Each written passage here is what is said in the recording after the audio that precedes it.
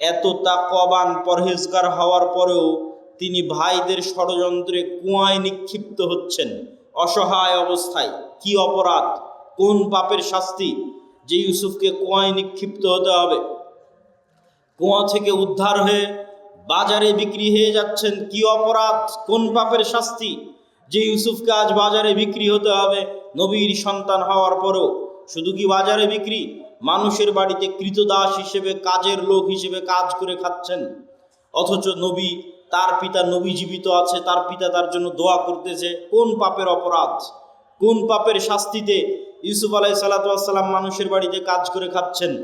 ইউসুফ আলাইহিসসালাম মানুষের বাড়িতে কাজ করছেন, ঠিক আছে, তারপরে মিথ্যা অপবাদ তার উপর আরোপিত হলো। মিথ্যা অপবাদ আরোপিত হওয়ার পর জেলখানায় গেলেন। জেলখানায় বিনা অপরাধে বিনা বিচারে জেল খাটলেন 7 বছর। এরকম কোনো একটা মানুষের জীবনে এই ঘটনাগুলো একত্রিত হওয়া, যে আপনি নিজেকে নিজের সাথে তুলনা করে দেখেন যে আপনার ভাইয়েরা আপনার বিরুদ্ধে ষড়যন্ত্র করে ছোটবেলাতে আপনাকে হত্যা করতে চেয়েছে, এরকম আপনার সাথে হয়েছে কিনা? 2 নম্বর, আপনি মানুষের বাড়িতে কৃতদাস হিসেবে কাজ করেছেন কিনা, আপনি মানুষের বাড়ির কাজের লোক কিনা? 3 নম্বর, আপনার উপর মিথ্যা অপবাদ দেওয়া হয়েছে কিনা? 4 নম্বর, আপনি বিনা অপরাধে বিনা বিচারে 7 বছরের বেশি জেল খেটেছেন কিনা? একসাথে এতগুলো ঘটনা আপনার জীবনে ঘটেছে কিনা? নবী নাম্বার 2 মুহাম্মদ সাল্লাল্লাহু আলাইহি ওয়াসাল্লাম।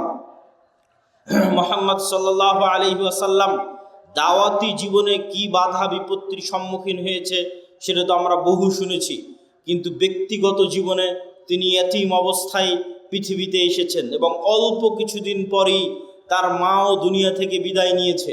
এমন কেউ যার সাথে রাসূল সাল্লাল্লাহু আলাইহি ওয়াসাল্লামের জীবনে যা ঘটেছে তা হুবহু ঘটবে বা তার কাছাকাছি ঘটবে, এরকম মানুষ পৃথিবীতে খুঁজে পাওয়া কঠিন। সেটা কি এক, যে আপনার পিতা ছোটবেলায় মারা গেছে, আপনার মাও ছোটবেলায় মারা গেছে, আপনি পিতা মাতার আদর স্নেহ ছাড়াই বড় হয়েছেন, সবগুলো আপনার জীবনে মিলে কিনা দেখেন। কারো কারো জীবনে মিলতে পারে একটা, যে হ্যাঁ বাপ মারা গেছে কিন্তু মা বেঁচে ছিল। কারো জীবনে মিলতে পারে মা মরে গেছে বাপ বেঁচে ছিল। খুব কম মানুষের জীবনে মিলবে যে না আমার মাও ছোটবেলায় মরে গেছে বাপও মরে গেছে, খুব কম। তাও যদি মিলে তাহলে ঠিক আছে। আপনি তারপরে দাদা মারা গেল, তারপরে হচ্ছে আপনি যে স্ত্রীকে বিবাহ করেছেন, যে স্ত্রী আপনার সবচেয়ে আদরের, সবচেয়ে বিশ্বস্ত, সবচেয়ে কাছের, সেই স্ত্রী আপনার জীবদ্দশায় মারা গেল। শুধু কি স্ত্রী, আল্লাহ সুবহানাহু ওয়া তাআলা আপনাকে যতগুলো সন্তান দিয়েছিলেন প্রত্যেক সন্তানকে আপনি নিজে হাতে কবরে ঢুকিয়ে আসতেছেন। শুধু তাই নয়, ছোটবেলায় মারা যাওয়া সন্তান নয়, বড় হওয়া বিবাহিত সন্তান, বড় হওয়া বিবাহিত 2 কন্যাকে রাসূল সাল্লাল্লাহু আলাইহি ওয়াসাল্লাম নিজে হাতে কবরে দিয়েছেন। ছোট ছোট ছেলেকে তো কবরে দিয়েছেন। শুধু ফাতেমা ছাড়া রাসূল সাল্লাল্লাহু আলাইহি ওয়াসাল্লামের আর কোনো সন্তান জীবিত থাকেনি। তাহলে আপনি কল্পনা করেন, একই সাথে ছোটবেলায় আপনার পিতা মাতা মারা গেছে, একই সাথে আপনার স্ত্রী মারা গেছে, একই সাথে আপনার সব ছেলে মেয়ে মারা গেছে, তাদেরকে আপনি কবরে দিয়েছেন। এই রকম একই সাথে এতগুলো ঘটনা আপনার জীবনে ঘটবে, মিলবে, এটা খুব কঠিন, অসম্ভব। তাহলে নবী হওয়ার পর রাসূল সাল্লাল্লাহু আলাইহি ওয়াসাল্লাম কোন পাপের শাস্তিতে, কোন অপরাধের শাস্তিতে এতগুলো ব্যক্তিগত জীবনের বিপদের মুখোমুখি হচ্ছেন? দাওয়াতি জীবনের নয়। দাওয়াতি জীবনের ঘটনা তো আরো লম্বা। শিয়াবে আবি তালেবে যখন তার চাচাকে সহ 3 বছর যখন ঘিরে রাখা হলো, গৃহবন্দী রাখা হলো, যখন খাবারের কোনো কিছু ছিল না, যখন তায়েফের ময়দানে মারা হলো, আঘাত করা হলো, যখন বদর উহুদে হত্যা করার চেষ্টা করা হলো, যখন মক্কায় হত্যার চেষ্টা হলো, অসংখ্য দাওয়াতি জীবনে বাধা রাসূল সাল্লাল্লাহু আলাইহি ওয়াসাল্লামের, সেগুলোতে আমরা গেলাম না। সম্মানিত উপস্থিতি, শুধু এই 2 নবীর জীবনের সাথে যদি আপনি আপনার নিজের জীবনকে মিলান, তাহলে আপনার জীবনে আর কোনো কষ্ট, কোনো দুঃখ, কোনো বিপদ, কোনো সমস্যা, আর বিপদ আর দুঃখ আর কষ্ট বলে মনে হবে না। আসলেই আল্লাহ সুবহানাহু ওয়া তাআলা যাদেরকে ভালোবাসেন তাদেরকে আল্লাহ সুবহানাহু ওয়া তাআলা পরীক্ষা করতে চান। কেন পরীক্ষা করতে চান? রাসূল সাল্লাল্লাহু আলাইহি ওয়াসাল্লাম বলেন, মা মিন মুসলিমিন, এমন কোনো মুসলমান যে বিপদগ্রস্ত হয়। কেমন বিপদগ্রস্ত? যে তার পায়ে একটা কাঁটাও যদি ফুটে, তার পায়ে যদি একটা কাঁটাও ফুটে, শুধু তাই না, সে যদি ন্যূনতম দুশ্চিন্তার মধ্যেও থাকে, হাম্মিন ও হুজনিন, যদি ন্যূনতম দুশ্চিন্তার মধ্যেও থাকে, তাহলে এই কাটা ফুটার মাধ্যমে, এই দুশ্চিন্তার মাধ্যমে আল্লাহ সুবহানাহু ওয়া তাআলা তার গুনাহকে ক্ষমা করে দেন। আল্লাহু আকবার। এবং বিপদ বাড়তে বাড়তে বাড়তে বাড়তে এমন অবস্থায় সে দুনিয়া থেকে বিদায় নেয় যখন তার উপরে আর কোনো গুনাহই নাই, সকল গুনাহ দুনিয়াতেই মিটে গেছে। তো বিপদ মানুষের জীবনে আসতেই পারে, মুসিবাহ মানুষের জীবনে আসতেই পারে, সমস্যা মানুষের জীবনে আসতেই পারে, কিন্তু ধৈর্য ধারণ করা হচ্ছে একজন মুমিনের পরিচয়। শুধু ধৈর্য নয়, ধৈর্যেরও উপরের একটা স্তর আছে, তার নাম রেজা, সন্তুষ্টি। এই সন্তুষ্টির স্তরে খুব মজবুত ঈমান ছাড়া মানুষের পক্ষে পৌঁছা সম্ভব নয়। ধৈর্যের স্তরে মানুষ পৌঁছতে পারে, কিন্তু রেজা, সন্তুষ্টির স্তরে মানুষের পক্ষে পৌঁছা কঠিন। সন্তুষ্টি কি?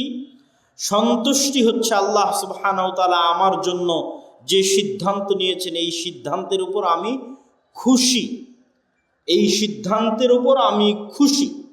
একদা এক মহিলা রাসূল সাল্লাল্লাহু আলাইহি ওয়াসাল্লামের কাছে আসলেন, তিনি মৃগী রোগে আক্রান্ত।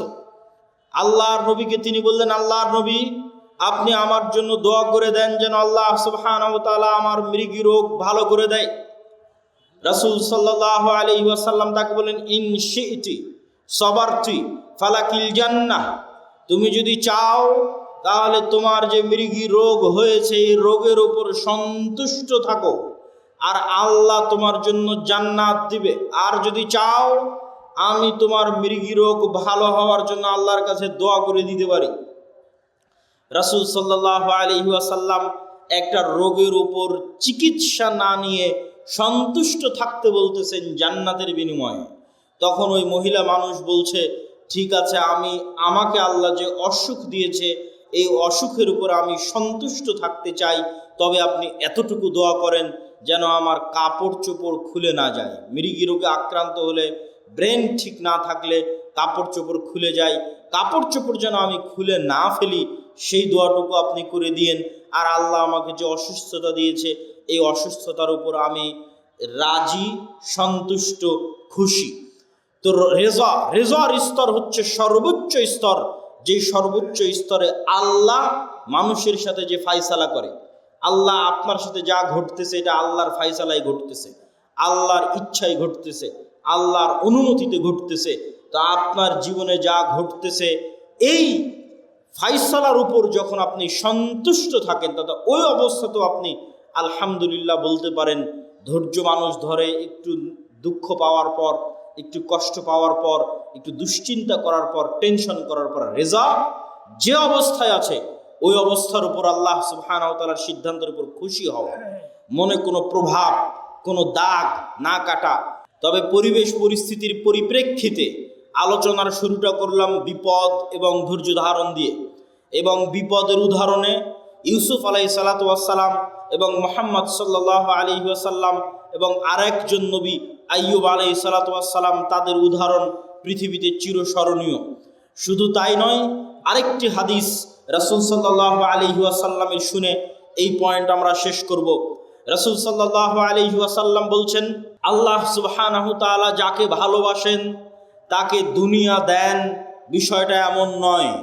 তথা দুনিয়া দেওয়া ভালোবাসার প্রমাণ নয়, বরং আল্লাহ সুবহানাহু তাআলা যাকে ভালোবাসেন তাকে তার আনুগত্য করার তৌফিক দেন। এই বিপদ আপদ বিষয়ে আল্লাহ সুবহানাহু তাআলা পবিত্র কোরআন মাজিদে বলেছেন যে তিনি প্রত্যেক মুমিনকে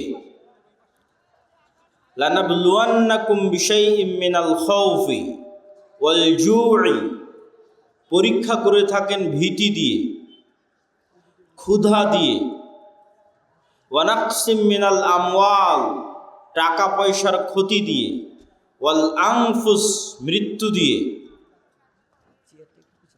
ওয়াস সামারাত, ফল ফলাদি ফসলাদি ধ্বংস হয়ে যাওয়ার মাধ্যমে, ওয়াবাশশিরিস সাবিরিন, আর তোমরা ধৈর্যশীলদেরকে সুসংবাদ দাও। ইন্নাল্লাহা মা'আস সাবিরিন, নিশ্চয় আল্লাহ সুবহানাহু তাআলা ধৈর্যশীলদের সাথে আছে। ধৈর্য, সবর কাকে বলে? গ্রামে গাইবান্ধা রংপুরে মুরগিকে টোপা দিয়ে যে ঘিরে রাখা হয়, এই টোপা দিয়ে ঘিরে রাখাকে আরবিতে বলা হয় সবর। সাধারণত কোনো মুরগি যখন অপবিত্র জিনিস খায়, মানুষের পেশাব পায়খানা ভক্ষণ করে, তখন ওই মুরগির পবিত্রতা, খাওয়ার পবিত্রতা তৈরি করার জন্য 3 দিন টোপা দিয়ে বেঁধে রেখে সেখানে ভালো খাবার দিতে হয়। সেই ভালো খাবার খেতে খেতে মুরগির শরীর পবিত্র হলে আবার সেটিকে জবাই করে হালাল খাদ্য হিসেবে খাওয়া যাবে। আপনারা দিনী ভাইয়েরা যারা আছেন তারা কিন্তু জায়গা পাবেন, জায়গা অনেক পড়ে আছে, আশেপাশে পিছনে অনেক জায়গা পড়ে আছে, একটু সরে সরে বসলেই কিন্তু আপনারা দেখতে পান। যদিও আজকে ক্যামেরা প্রয়োজনের তুলনায় বেশি, এই কথাই ঠিক, তারপরেও একটু আমরা ধৈর্য ধরি। আল্লাহ সুবহানাহু ওয়া তাআলা সবর, ধৈর্যের বর্ণনা দিচ্ছেন এবং তিনি ঘোষণা করছেন তিনি মুমিনদেরকে বিপদ দেন, ক্ষুধার বিপদ দেন, ভয়ের বিপদ দেন, টাকা পয়সার বিপদ দেন, ফসলাদি ধ্বংস হয়ে যাওয়ার বিপদ দেন, এমনকি জীবন পর্যন্ত নিয়ে নেন। আল্লাযীনা ইযা আসাবাতহুম মুসিবাহ ক্বালু ইন্না লিল্লাহি ওয়া ইন্না ইলাইহি রাজিউন। যখন কেউ বিপদগ্রস্ত হয় তখন বিপদগ্রস্ত ব্যক্তি যেন বলে ইন্না লিল্লাহ ওয়া ইন্না ইলাইহি রাজিউন। এই একটা বাক্যের অর্থ যদি আপনার ভিতরে ঢুকে যায় তাহলে বিপদ আপনার কাছে বিপদ মনে হবে না। এই বাক্যের অর্থ কি? ইন্না লিল্লাহ, আমি আল্লাহর। আমি আল্লাহর মানে আমার নিজের শরীরের কোনো কিছুর মালিকানা আমার নিজের নয়। আমার চোখ আমার কথায় চলে না, আমার কান আমার কথা শোনে না, আমার শরীর আমার কথা শোনে না। আমি শরীরকে বলবো যে আজকে আমি হাফ কেজি মিষ্টি খাবো, তবুও তুমি সুগার লেভেল বাড়াবা না, আমার এ আদেশ শরীর শুনবে না। শরীরকে আল্লাহ যেভাবে তৈরি করেছে তাতে যেভাবে মিষ্টি দিলে রক্তে যেভাবে সুগার বাড়ার কথা ওটাই হবে, আমার আদেশে কমবেও না বাড়বেও না।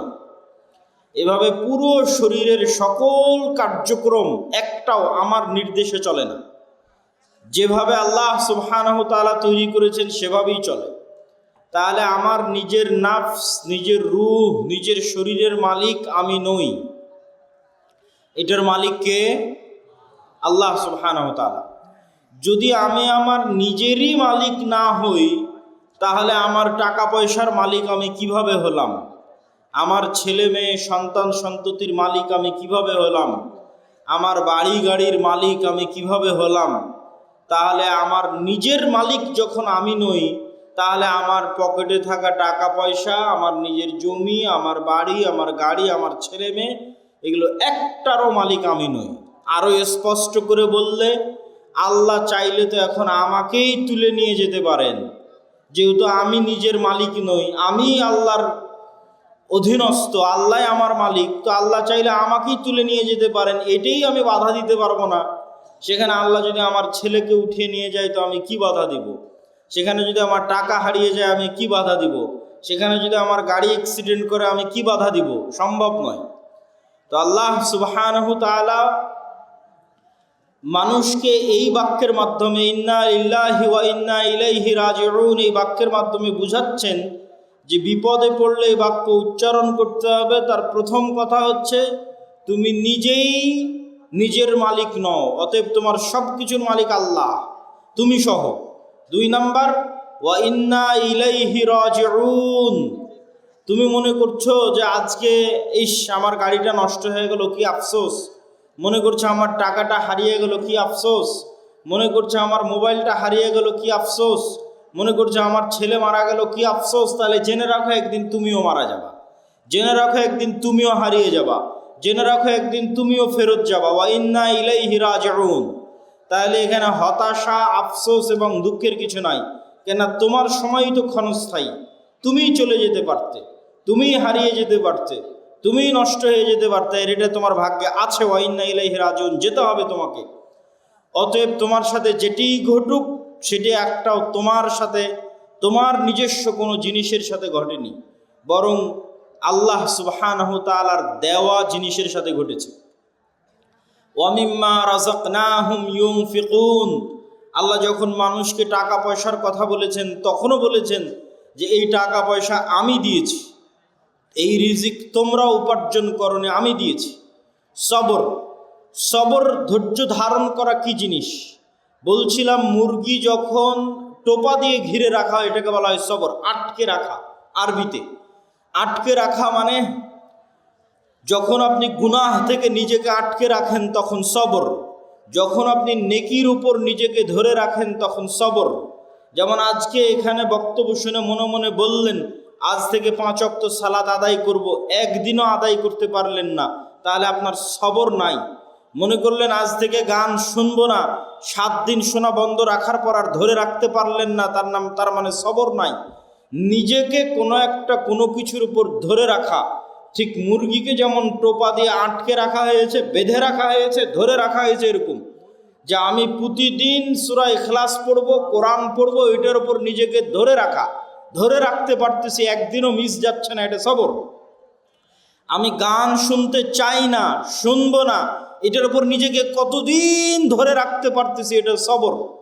এই জন্য মানুষের সকল নেক আমলের মূল রহস্য হচ্ছে সবর। এই জন্য আল্লাহ সুবহানাহু তাআলা পবিত্র কোরআন মাজিদে বারবার সবরের দার্স এবং সবরের উদাহরণ এবং বিপদ আপদের কথা উল্লেখ করেছেন। ওয়াতাওয়াসাউ বিল হাক্কি ওয়াতাওয়াসাউ বিস সবর, তোমরা পরস্পরকে সত্যের দিকে দাওয়াত দাও, পরস্পরকে ধৈর্যের দিকে দাওয়াত দাও। প্রশ্ন হচ্ছে, যখন আল্লাহওয়ালা মানুষ, দিনদার মানুষ, পরহেজগার মানুষ দেখে যে একটা ইহুদি, একটা খ্রিস্টান, একটা ফাসেক, একটা জালেম, তার কি সুখের জীবন, অন্যায়ভাবে টাকা পয়সা উপার্জন করে এসি, ফ্রিজ, বাসা বাড়ি, বিল্ডিং, জমি জায়গা ক্রয় করে একাকার, আর আমি 5 ওয়াক্ত সালাত আদায় করে, তাহাজ্জুদের সালাত আদায় করে আমি বিপদে, হয় অসুখ বিসুখে বিপদে, না হয় জিনিসপাতি নিয়ে বিপদে, না হয় অন্য কোনো কিছু নিয়ে বিপদে। আর রহস্য কি? রাসূলুল্লাহ সাল্লাল্লাহু আলাইহি ওয়াসাল্লাম বলেন, আল্লাহ সুবহানাহু তাআলা যাকে সবচেয়ে বেশি ভালোবাসেন তাদেরকে সবচেয়ে বেশি পরীক্ষায় ফেলেন, আর আল্লাহ সুবহানাহু তাআলা সবচেয়ে বেশি ভালোবাসেন নবীদেরকে, এই জন্য নবীদের পরীক্ষা সবচেয়ে বেশি। 2 জন নবীর সাথে যদি আপনি আপনাকে মিলান, তাহলে আপনার কোনো বিপদ, পৃথিবীর কোনো বিপদ আর আপনার কাছে বিপদ মনে হবে না যদি শুধু 2 জন নবীর সাথে আপনি আপনাকে মিলান। তার একজন নবী ইউসুফ আলাইহিস সালাতু ওয়াস সালাম, আর একজন নবী মুহাম্মদ সাল্লাল্লাহু আলাইহি ওয়াসাল্লাম। ইউসুফ আলাইহিস সালাতু ওয়াস সালাম নিজে নবী, তার পিতা ইয়াকুব আলাইহিস সালাতু ওয়াস সালাম নবী, তার দাদা ইসহাক আলাইহিস সালাতু ওয়াস সালাম নবী, তার পরদাদা ইব্রাহিম আলাইহিস সালাতু ওয়াস সালাম নবী। তাহলে এতগুলো নবীর সন্তান হওয়ার পরেও, এত তাকওয়াবান পরহেজগার হওয়ার পরেও তিনি ভাইদের ষড়যন্ত্রে কুয়ায় নিক্ষিপ্ত হচ্ছেন অসহায় অবস্থায়। কি অপরাধ, কোন পাপের শাস্তি যে ইউসুফকে কুয়ায় নিক্ষিপ্ত হতে হবে? কুয়া থেকে উদ্ধার হয়ে বাজারে বিক্রি হয়ে যাচ্ছেন, কি অপরাধ, কোন পাপের শাস্তি যে ইউসুফকে আজ বাজারে বিক্রি হতে হবে নবীর সন্তান হওয়ার পরেও? শুধু কি বাজারে বিক্রি, মানুষের বাড়িতে কৃতদাস হিসেবে, কাজের লোক হিসেবে কাজ করে খাচ্ছেন, অথচ নবী, তার পিতা নবী জীবিত আছে, তার পিতা তার জন্য দোয়া করতেছে। কোন পাপের অপরাধ, কোন পাপের শাস্তিতে ইউসুফ আলাইহিস সালাতু ওয়াস সালাম মানুষের বাড়িতে কাজ করে খাচ্ছেন? ইউসুফ আলাইহিস সালাতু ওয়াস সালাম মানুষের বাড়িতে কাজ করছেন, ঠিক আছে, তারপরে মিথ্যা অপবাদ তার উপর আরোপিত হলো। মিথ্যা অপবাদ আরোপিত হওয়ার পর জেলখানায় গেলেন, জেলখানায় বিনা অপরাধে বিনা বিচারে জেল কাটলেন 7 বছর। এরকম কোনো একটা মানুষের জীবনে এই ঘটনাগুলো একত্রিত হওয়া যে আপনি নিজেকে নিজের সাথে তুলনা করে দেখেন যে আপনার ভাইয়েরা আপনার বিরুদ্ধে ষড়যন্ত্র করে ছোটবেলাতে আপনাকে হত্যা করতে চেয়েছে, এরকম আপনার সাথে হয়েছে কিনা? 2 নম্বর, আপনি মানুষের বাড়িতে কৃতদাস হিসেবে কাজ করেছেন কিনা, আপনি মানুষের বাড়ির কাজের লোক কিনা? 3 নম্বর, আপনার উপর মিথ্যা অপবাদ দেওয়া হয়েছে কিনা? 4 নম্বর, আপনি বিনা অপরাধে বিনা বিচারে 7 বছরের বেশি জেল খেটেছেন কিনা? একসাথে এতগুলো ঘটনা আপনার জীবনে ঘটেছে কিনা? নবী নাম্বার 2 মুহাম্মদ সাল্লাল্লাহু আলাইহি ওয়াসাল্লাম। মুহাম্মদ সাল্লাল্লাহু আলাইহি ওয়াসাল্লাম দাওয়াতি জীবনে কি বাধা বিপত্তির সম্মুখীন হয়েছে সেটা তো আমরা বহু শুনেছি, কিন্তু ব্যক্তিগত জীবনে তিনি এতিম অবস্থায় পৃথিবীতে এসেছেন এবং অল্প কিছুদিন পরেই তার মাও দুনিয়া থেকে বিদায় নিয়েছে। এমন কেউ যার সাথে রাসূল সাল্লাল্লাহু আলাইহি ওয়াসাল্লামের জীবনে যা ঘটেছে তা হুবহু ঘটবে বা তার কাছাকাছি ঘটবে এরকম মানুষ পৃথিবীতে খুঁজে পাওয়া কঠিন। সেটা কি এক, যে আপনার পিতা ছোটবেলায় মারা গেছে, আপনার মাও ছোটবেলায় মারা গেছে, আপনি পিতা মাতার আদর স্নেহ ছাড়াই বড় হয়েছেন, সবগুলো আপনার জীবনে মিলে কিনা দেখেন। কারো কারো জীবনে মিলতে পারে একটা, যে হ্যাঁ বাপ মারা গেছে কিন্তু মা বেঁচে ছিল। কারো জীবনে মিলতে পারে মা মরে গেছে বাপ বেঁচে ছিল। খুব কম মানুষের জীবনে মিলবে যে না আমার মাও ছোটবেলায় মরে গেছে বাপও মরে গেছে, খুব কম। তাও যদি মিলে তাহলে ঠিক আছে। আপনি তারপরে দাদা মারা গেল, তারপরে হচ্ছে আপনি যে স্ত্রীকে বিবাহ করেছেন, যে স্ত্রী আপনার সবচেয়ে আদরের, সবচেয়ে বিশ্বস্ত, সবচেয়ে কাছের, সেই স্ত্রী আপনার জীবদ্দশায় মারা গেল। শুধু কি স্ত্রী, আল্লাহ সুবহানাহু ওয়া তাআলা আপনাকে যতগুলো সন্তান দিয়েছিলেন প্রত্যেক সন্তানকে আপনি নিজে হাতে কবরে ঢুকিয়ে আসতেছেন। শুধু তাই নয়, ছোটবেলায় মারা যাওয়া সন্তান নয়, বড় হওয়া বিবাহিত সন্তান, বড় হওয়া বিবাহিত 2 কন্যাকে রাসূল সাল্লাল্লাহু আলাইহি ওয়াসাল্লাম নিজে হাতে কবরে দিয়েছেন। ছোট ছোট ছেলেকে তো কবরে দিয়েছেন। শুধু ফাতেমা ছাড়া রাসূল সাল্লাল্লাহু আলাইহি ওয়াসাল্লামের আর কোনো সন্তান জীবিত থাকেনি। তাহলে আপনি কল্পনা করেন, একই সাথে ছোটবেলায় আপনার পিতা মাতা মারা গেছে, একই সাথে আপনার স্ত্রী মারা গেছে, একই সাথে আপনার সব ছেলে মেয়ে মারা গেছে, তাদেরকে আপনি কবরে দিয়েছেন। এই রকম একই সাথে এতগুলো ঘটনা আপনার জীবনে ঘটবে, মিলবে, এটা খুব কঠিন, অসম্ভব। তাহলে নবী হওয়ার পর রাসূল সাল্লাল্লাহু আলাইহি ওয়াসাল্লাম কোন পাপের শাস্তিতে, কোন অপরাধের শাস্তিতে এতগুলো ব্যক্তিগত জীবনের বিপদের মুখোমুখি হচ্ছেন, দাওয়াতি জীবনের নয়। দাওয়াতি জীবনের ঘটনা তো আরো লম্বা।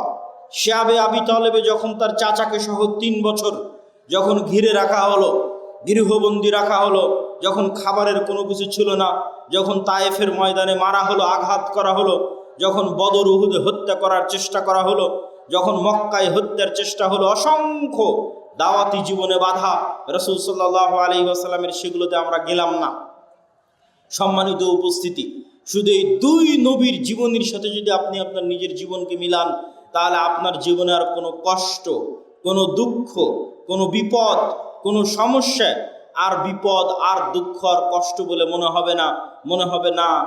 আসলেই আল্লাহ সুবহানাহু ওয়া তাআলা যাদেরকে ভালোবাসেন তাদেরকে আল্লাহ সুবহানাহু ওয়া তাআলা পরীক্ষা করতে চান। কেন পরীক্ষা করতে চান? রাসূল সাল্লাল্লাহু আলাইহি ওয়াসাল্লাম বলেন, মা মিন মুসলিমিন, এমন কোনো মুসলমান যে বিপদগ্রস্ত হয়। কেমন বিপদগ্রস্ত?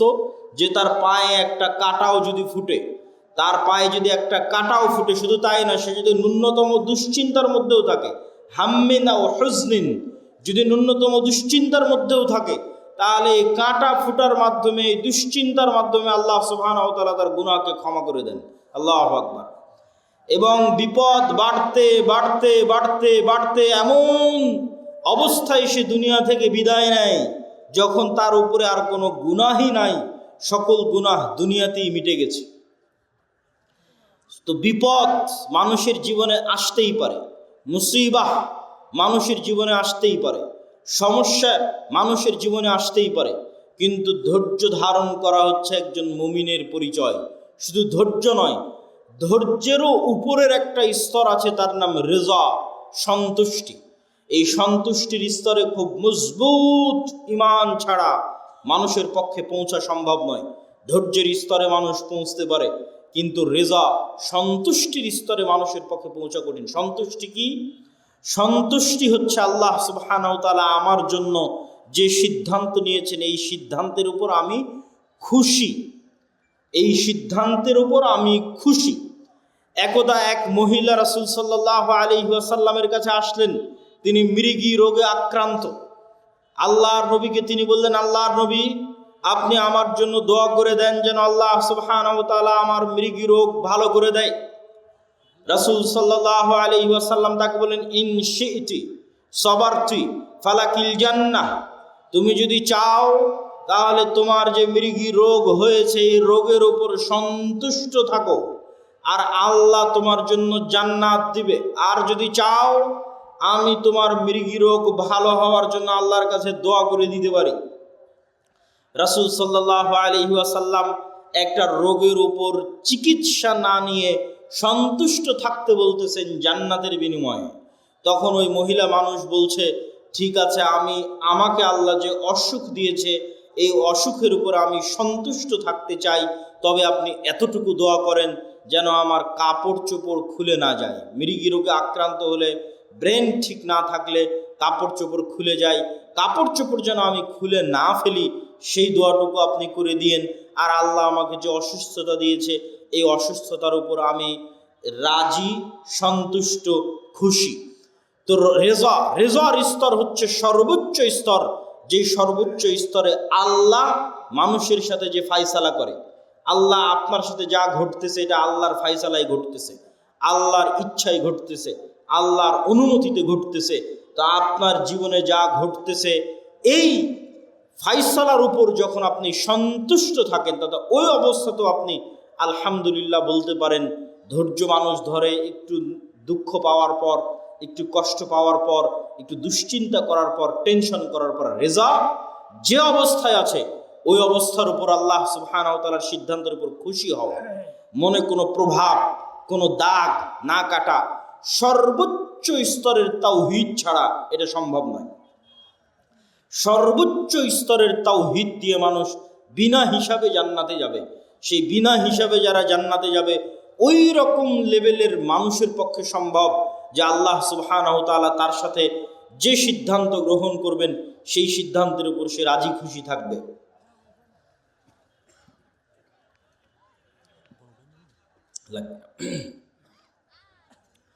তো আমরা আলোচনার শুরুতেই, যদিও আজকে আমার আলোচনার মূল বক্তব্যের বিষয়বস্তু মুসলিম উম্মার অধঃপতন এবং সে অধঃপতন থেকে মুক্তির উপায়, তবে পরিবেশ পরিস্থিতির পরিপ্রেক্ষিতে আলোচনার শুরুটা করলাম বিপদ এবং ধৈর্য ধারণ দিয়ে। এবং বিপদের উদাহরণে ইউসুফ আলাইহিস সালাতু ওয়াস সালাম এবং মুহাম্মদ সাল্লাল্লাহু আলাইহি ওয়াসাল্লাম এবং আরেকজন নবী আইয়ুব আলাইহিস সালাতু ওয়াস সালাম, তাদের উদাহরণ পৃথিবীতে চিরস্মরণীয়। শুধু তাই নয়, আরেকটি হাদিস রাসূল সাল্লাল্লাহু আলাইহি ওয়াসাল্লামের শুনে এই পয়েন্ট আমরা শেষ করব। রাসূল সাল্লাল্লাহু আলাইহি ওয়াসাল্লাম বলছেন, আল্লাহ সুবহানাহু ওয়া তাআলা যাকে ভালোবাসেন তাকে দুনিয়া দেন, বিষয়টা এমন নয়। তথা দুনিয়া দেওয়া ভালোবাসার প্রমাণ নয়, বরং আল্লাহ সুবহানাহু ওয়া তাআলা যাকে ভালোবাসেন তাকে তার আনুগত্য করার তৌফিক দেন। তাহলে আজকে শাখাহাতি, বালুয়া, গোবিন্দগঞ্জ, মহিমাগঞ্জে কেউ কোটি টাকার মালিক হয়ে গেল, তার মানে তার উপর আল্লাহর দয়া আছে, এটি ভুল ধারণা। শাখাহাতি, বালুয়া, মহিমাগঞ্জ, গোবিন্দগঞ্জ, গাইবান্ধায় কেউ বিশাল বাড়ি করে নিল, কেউ খুব আরামে আছে, আয়েশে আছে, দুবাই ঘুরছে, কারো বাড়িতে এসি ফ্রিজ আছে, তার মানে তার উপর আল্লাহর দয়া আছে, আল্লাহ তাকে ভালোবেসে এগুলো দিয়েছে। এটা ভুল ধারণা। ভালোবাসা বুঝতে হলে কি দেখতে হবে? আল্লাহ তাকে আনুগত্য করার তৌফিক দেয় কিনা। সকালে যখন ফজরের আজান দিবে তখন জানালা খুলে দেখবেন যে একদল মানুষ, অল্প সংখ্যক মানুষ গুটি গুটি পায়ে মসজিদের দিকে এগিয়ে যাচ্ছে। ওই যে ফজরের সালাত যাকে আল্লাহ জামাতে পড়ার তৌফিক দিয়েছে, ওই মানুষকে আল্লাহ ভালোবাসে, বলেন আল্লাহু আকবার। আর আল্লাহ সুবহানাহু ওয়া তাআলা আপনাকে ভালোবাসেন কিনা, আপনাকে যে শাস্তি দিচ্ছেন, এটা আপনি কি দিয়ে বুঝবেন? দেখবেন আপনি গুনাহে লিপ্ত আছেন, এটাই শাস্তি। এর চেয়ে বড় শাস্তি পৃথিবীতে আর হয় না। আল্লাহ আপনাকে হারাম কাজে লিপ্ত রেখেছে, এটাই শাস্তি। আল্লাহ আপনাকে গুনাহে লিপ্ত রেখেছে, এটাই শাস্তি। পৃথিবীর নিকৃষ্ট থেকে নিকৃষ্ট কাজ আপনার হাত দিয়ে হচ্ছে, এটাই শাস্তি। আপনি আল্লাহর রহমতের দরজা থেকে বিতাড়িত, আল্লাহর রহমতের দুয়ার থেকে বিতাড়িত, এটাই শাস্তি। অতএব দুনিয়া পাওয়ার উপর নির্ভর করে না যে মানুষকে আল্লাহ সুবহানাহু ওয়া তাআলা ভালোবাসেন কিনা, বরং দুনিয়াতে আল্লাহ তাকে আল্লাহর আনুগত্যের তৌফিক দিচ্ছে কিনা, এইটা দিয়ে সে বুঝতে পারবে যে হ্যাঁ, আল্লাহ আমাকে 5 ওয়াক্ত নামাজ পড়ার সুযোগ দিচ্ছে, তার মানে আল্লাহর দয়া আমার উপর আছে। আর 5 ওয়াক্ত নামাজ এত চেষ্টা করি তাও পড়তে পারি না, তাহলে আল্লাহর দয়া আসলে নাই। এত চেষ্টা করি কোরআন পড়তে পারি না, তাহলে আল্লাহর দয়া আমার সাথে নাই। কোনো একটা সমস্যা আছে যে কারণে আমি আল্লাহর দয়া পাচ্ছি না। আল্লাহর দয়া পাওয়ার আলামতই হচ্ছে আমি 5 ওয়াক্ত সালাত আদায় করতে পারছি, আমি কোরআন তেলাওয়াত করতে পারছি, এটাই আল্লাহর দয়া পাওয়ার আলামত। আর আল্লাহ সুবহানাহু ওয়া তাআলা আপনাকে ভালোবাসেন কিনা সেটা বোঝা যাবে স্থায়ী ঠিকানা পরকাল, যেটা বহু বক্তব্যে বলেছি, ঈমান বিল গায়বে ইয়াকিন। দুনিয়ার সকল কিছুর বিনিময়ে মানুষ পরকালের মাঠে বাঁচতে চাইবে যে আল্লাহ সুবহানাহু ওয়া তাআলা তাকে পরকালে মুক্তি দিক, কিন্তু তারপরেও পরকালে তার জন্য মুক্তি কঠিন হয়ে দাঁড়াবে দুনিয়ার সকল সম্পদের বিনিময়ে হলেও। তাহলে ওই সম্পদ, ওই ধন দৌলত আপনি দুনিয়াতে আঁকড়ে ধরে থাকবেন, এইটা দিয়ে আপনি পরকালে মুক্তি পাবেন না। বরং আপনাকে এই ধন সম্পদ, এই ধন দৌলত দান করে কিয়ামতের মাঠে ধনী অবস্থায় উঠতে হবে, কিয়ামতের মাঠে কোটিপতি অবস্থায় উঠতে হবে, কিয়ামতের মাঠে কোটি কোটি টাকা আপনার হাতে থাকতে হবে, যেন কিয়ামতের মাঠে বিপদে পড়লে আপনি বাঁচতে পারেন। তো কিয়ামতের মাঠে কোটি কোটি টাকা কিভাবে থাকবে? নতুন করে কিয়ামতের মাঠে ব্যবসা বাণিজ্য করার সুযোগ নাই। যা ব্যবসা বাণিজ্য দুনিয়াতেই করে, দুনিয়াতেই সেই টাকা আল্লাহর অ্যাকাউন্টে জমা দিয়ে কিয়ামতের মাঠে কোটিপতি অবস্থায় উঠতে হবে। তাহলে দুনিয়ার কেস কোর্ট কাচারি মামলা মোকদ্দমায় যেমন টাকার জরিমানা দিয়ে বাঁচা যায়, কিয়ামতের মাঠে আল্লাহর দরবারে যে মামলা মোকদ্দমা হবে, রুহের জগৎ থেকে সফর শুরু হয়ে জান্নাতে যাওয়া পর্যন্ত দুনিয়ার সময় অতটুকু। আমি যে আধা ঘন্টা আগে এসেছি আর আধা ঘন্টা পর এখান থেকে বের হয়ে যাবো, 1 ঘন্টা সময় যতটুকু, রুহের জগৎ থেকে সফর শুরু হয়ে জান্নাতে যাওয়ার পর্যন্ত এই দুনিয়ার 60 বছরের জীবন ততটুকু, বাস্তবেও ততটুকু। কিয়ামতের মাঠে মানুষ উঠে বলবে, আরে দুনিয়াতে তো আমরা একদিন ছিলাম। বাস্তবেও আপনি এখন কল্পনা করে দেখেন যে আপনার গত 30 বছর চোখের পলকে পার হয়ে গেছে। মনে হবে আরে কয়দিন ছিলাম আমি দুনিয়াতে। ঠিক যখন মরার সময় কাছে চলে আসবে 60 বছর, তখনও মনে হবে আরে 2-1 দিনের মধ্যে সময় তো পার হয়ে গেল। এই একই অনুভূতি কিয়ামতের মাঠে যখন উঠবেন তখন দুনিয়াতে তো ছিলামই না, 1 দিন কি 2 দিন ছিলাম দুনিয়াতে। এটাই আল্লাহ বলেছে দুনিয়ার জীবন 1 ঘন্টার সমান, আধা ঘন্টার সমান। শুধু ধৈর্য ধরলেই হয়, একটু ধৈর্য ধারণ করলেই হয়।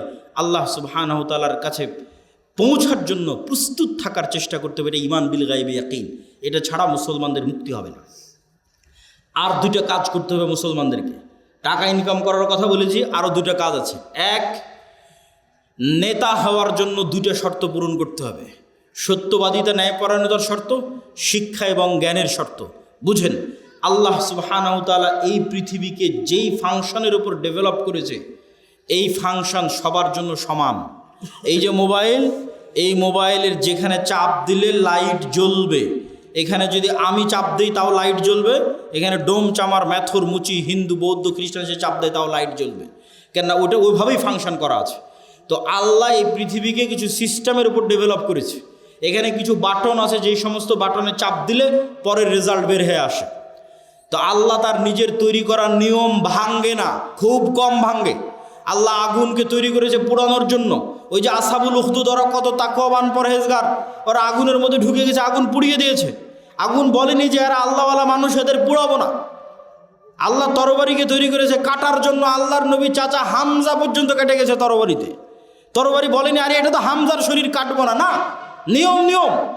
আল্লাহ খুব কম সময় নিয়ম ভাঙে। শুধুমাত্র ইব্রাহিম আলাইহিস সালামের সময় নিয়ম ভেঙেছে। আগুনকে বলছে, আগুন কুলনা ইয়া নারু কুনি বারদাম ওয়া সালামান আলা ইব্রাহিম, তোমার কাজ পোড়ানো, তবে আজকে নয়। কিন্তু সাধারণত আল্লাহ নিয়ম ভাঙে না। তাহলে আল্লাহ পৃথিবীকে তৈরি করেছে একটা নিয়মের উপর। সেই নিয়মটা হচ্ছে যে জ্ঞান এবং শিক্ষার বাটনে চাপ দিবে ও অটোমেটিক শক্তিশালী এবং নেতা হয়ে যাবে। এইটার উপর পৃথিবী দাঁড়িয়ে আছে। পৃথিবীর ফাংশনের মধ্যে একটা ফাংশন, যে জ্ঞান এবং শিক্ষা অর্জন করবে ও অটোমেটিক শক্তিশালী হবে, নেতা হবে। এখন ইহুদি, খ্রিস্টান, ইউরোপ, আমেরিকা, ইসরায়েল, তাদের ছেলেমেয়েরা জ্ঞান এবং শিক্ষা অর্জন করবে, আর গাইবান্ধা, মহিমাগঞ্জ, গোবিন্দগঞ্জের যুবকেরা যদি free fire, PUBG, Facebook, IPL, BPL, জুয়া, অনলাইন বেটিং, নেশা, বিড়ি, সিগারেট, গাঁজা এগুলো নিয়ে ব্যস্ত থাকে, তাহলে আল্লাহ বলবেন না যে এই ইহুদি খ্রিস্টানেরা তোরা যতই জ্ঞান অর্জন কর, তোদেরকে নেতা বানাবো না। আমার গাইবান্ধা, গোবিন্দগঞ্জে একটা মদখোর, জুয়াখোর বান্দা আছে, ওকে নেতা বানাবো। কথা কি আমার বোঝা যায়? আল্লাহ সুবহানাহু ওয়া তাআলা তার নিয়ম ভাঙবেন না। অতএব তুমি যদি মনে করো আমাকে নেতা হতে হবে, তাহলে ওই বাটনে চাপ দিতেই হবে যেই বাটন নেতা হওয়ার জন্য আল্লাহ পৃথিবীতে দিয়ে রেখেছে, সেটা হচ্ছে জ্ঞান এবং শিক্ষা। জ্ঞান অর্জন করতে হবে, পড়তে হবে। আদম আলাইহিস সালাম সবচেয়ে জ্ঞানী, আল্লাহ সুবহানাহু ওয়া তাআলা সবচেয়ে জ্ঞানী। জ্ঞান আল্লাহর বৈশিষ্ট্য, জ্ঞান আদম আলাইহিস সালামের বৈশিষ্ট্য। তলুতকে নেতা বানানো হয়েছে জ্ঞানের কারণে। অতএব যুবক সমাজ তোমাদের জ্ঞান অর্জন করতে হবে। তারপরের পয়েন্ট কি? ন্যায়পরায়ণতা, সত্যবাদিতা। বানু ইসরায়েলের ইতিহাস বহু বক্তব্যে আমি আলোচনা করেছি। বানু ইসরায়েলের ইতিহাসের সামারি কি? নবীর সন্তানেরা কিভাবে গোলাম হয়ে গেল, গোলাম হওয়ার কারণে কি কি বিকৃতি আসলো। এই যে এক্ষুনি ইউসুফ আলাইহিস সালামের গল্প বললাম, ইব্রাহিম, ইসহাক, ইয়াকুব, ইউসুফ, তাদের ছেলেরাই বানু ইসরায়েল। এরা ফেরাউনের গোলাম হয়ে গেল, 300 বছর গোলাম থাকলো। গোলাম হওয়ার পর মুসা আলাইহিস সালাম এসে এদের বাঁচালো। বাঁচানোর পর গোলামির কারণে কি কি পরিবর্তন হলো নবীর ছেলেদের,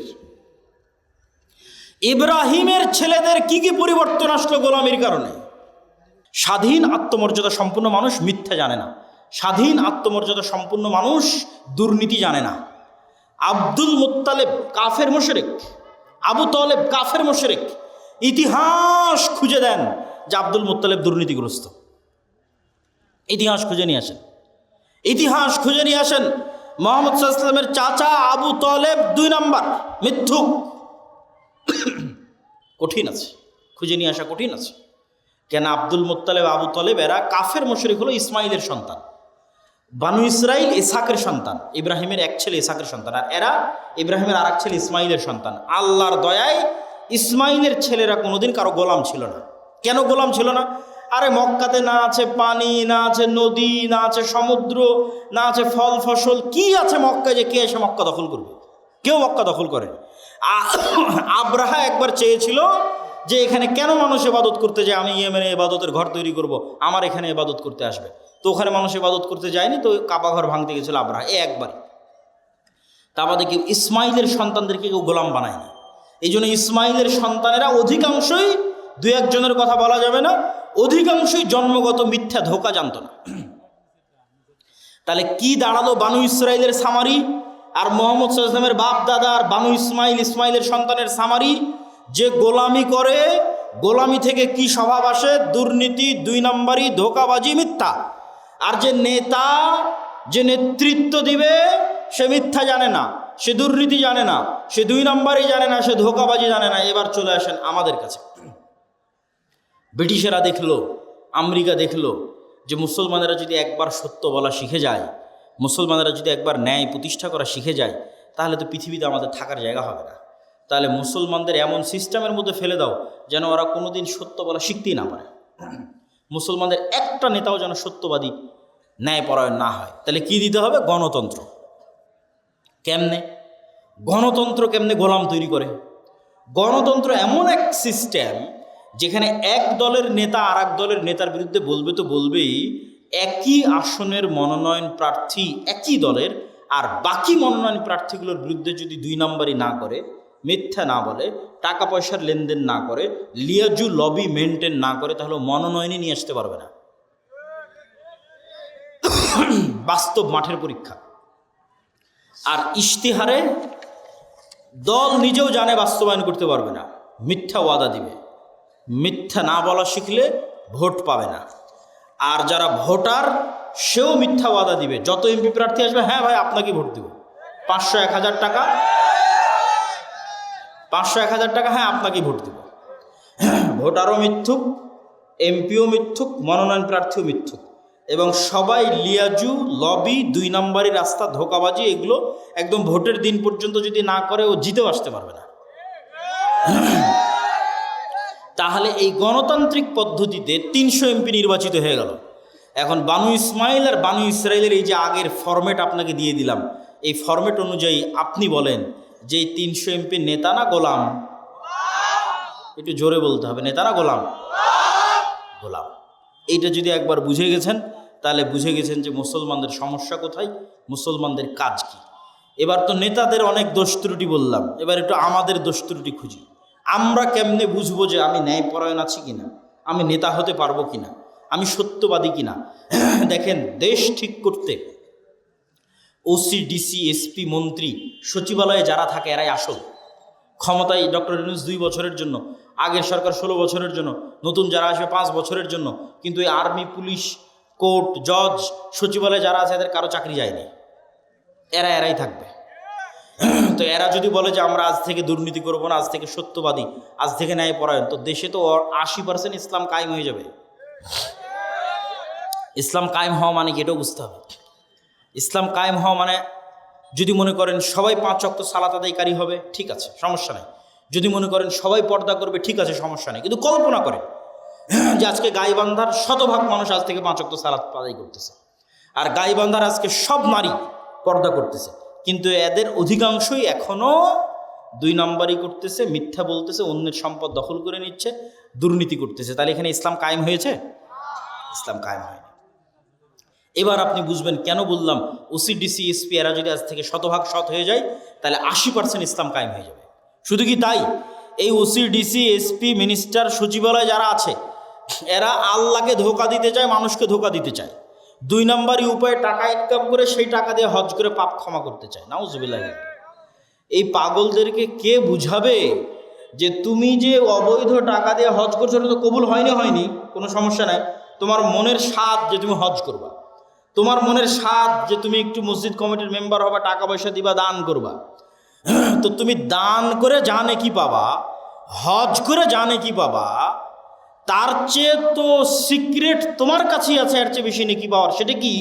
রাসূল সাল্লাল্লাহু আলাইহি সাল্লাম বলছেন, সাবআতু ইউদিল্লুহুমুল্লাহ ইয়াউমা লা দিল্লা ইল্লা দিল্লুহ, ইমামুন আদিল, যে 7 শ্রেণীর মানুষকে আল্লাহ বিশেষ ছায়া দিবে। তার 1 নম্বরে তাহাজ্জুদ গুজারকে অতিক্রম করে 1 নম্বরে চলে গেছে, দানবীরকে অতিক্রম করে 1 নম্বরে চলে গেছে, যে ওসি তার পদে বসে কিন্তু চুল পরিমাণ অন্যায় করে না, মিথ্যা বলে না। আল্লাহু আকবার। যে ডিসি, যে এসপি, যে প্রিন্সিপাল তার পদে বসে কিন্তু চুল পরিমাণ অন্যায় করে না, মিথ্যা বলে না, এটা 1 নম্বরে চলে গেছে, ইমামুন আদিল।